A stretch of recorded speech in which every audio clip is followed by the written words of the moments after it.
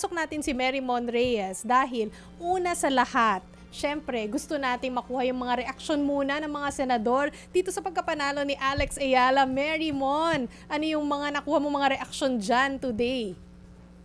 Jovi Chiqui Macen, nung nagsimula yung impeachment trial, si Presiding Officer Senator Jesus Escudero, actually akala namin, akala ko nung una mayroon siyang mabigat na sasabihin sa pagsisimula kasi in-address niya na bagaman may pagkakaiba daw, may panig sa pagitan ng prosecution, pati ng defense, tapos nandito pa yung mga senator judge. Pero sinabi ni Senator Escudero, sa ngalan daw na magkakatunggaling mga partido ng impeachment trial, nais daw nilang ipabatid ang kanilang nagkakaisang pagbati sa pagkapanalo at pagwaginga ni Alex Ayala dito sa Open Tournament. At tunay raw na ikinararangal at ipinagbubunyi ng lahat ang kanyang pagkapanalo. Kaya sabi ni Escudero, kung sakali raw na merong inaantok, kaya naman daw may senator judge na inaantok, malamang daw napuyat sila kanonood sa laban ni Ayala. May nakita ka bang inantok tsaka tumangutang mo?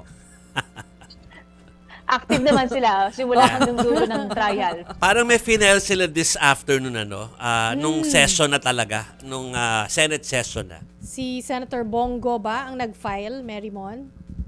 Tama, ito yung kinokomment at kinikilala yung pagwawagi ni Alex Ayala. At tulad sa ilang mga atleta na kilala din ng Senado, usually kapag makakapunta dito, itong atleta, binibigyan sila ng certificate, tapos nakikipagkwentuhan din na panandalian itong mga senador during the plenary session. So ibig sabihin, plano nang i-invite ng Senate si Alex Ayala. I'm sure, pag uwi dito. Hindi rin malabo, lalo pa sa case nila Senator Bongo na mga active din sila sa pagdating sa committee na on youth, sa sports, at pare-pareho nilang ipinahiwati kanina sa plenary session yung kanilang pagkatuwa at yung pagsusuporta nila. At nabanggit din na tulad sa mga lumipas din na plenary session, yung kinakailangan suporta raw sa lahat ng mga atleta para masiguro na maganda ang kanilang mga tatahakin pagdating sa kanilang mga karera. Okay. Oh. Liko tayo. Oo, liko na Puntahan tayo. natin, nakita na namin doon sa mga clips kanina.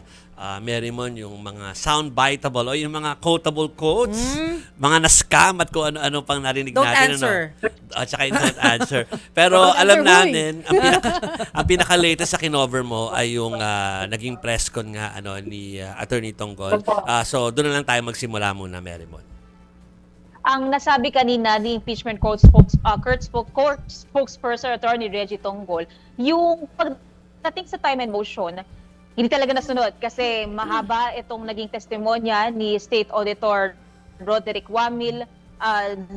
Imbis na isang araw, na-extend siya today, pero hindi rin patapos kasi yung manifestation at interjection naman ng Senator Judges, magpapatuloy yun bukas. Pero ang sinabi rin naman ni Attorney Tonggol, mas mukhang maraming iti-testify o tinestify itong si Wamil kaysa sa sunod na ipapatawag na si State Auditor Silene May del Campo. Base kasi yun sa purpose na nakalagay sa pre-trial order o kaya naman brief ng prosecution at posible isang araw lang daw ang itatagal ng pagte-testify ni del Campo. Pagdating naman doon sa pagmamarka ng documentary evidence, kabilang na dito yung parte ng affidavit ni Las Cañas na binasa last time ni Director Melvin Matibag, parte rin daw yun sa mga ipaprocess bukas. Pero malinaw kasi dito na may objection ang defense, pero ang sinabi ni Atty. Tonggol, ipaprocess siya, pero hindi naman ibig sabihin kung mamarkahan ay admissible na agad ito bilang ebidensya. Dadating pa raw yun sa isang point sa impeachment court kapag ka-inoffer na yung admissibility nitong affidavit. Kaya kung sakali man na magkakaroon ng objection pa on the part of the defense, pwede pa rin daw yung pagdesisyonan ng impeachment court. Pero pagdating naman sa BIR records, pati AMLAC records, sa ngayon wala pa raw na ibababa sa prosecution, maging sa defense.